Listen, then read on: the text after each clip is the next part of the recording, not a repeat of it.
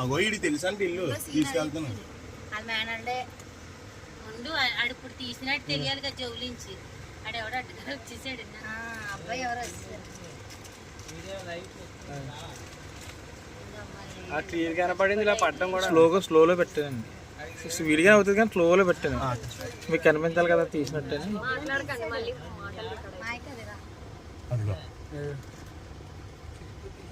అది అలాంటి అంటే ఆపద వాడేస్తారు మళ్ళీ ఎందుకంటే క్లియర్గా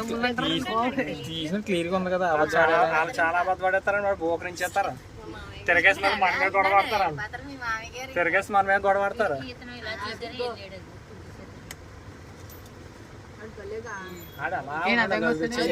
అది చెయ్యి అట్టడం అదిగో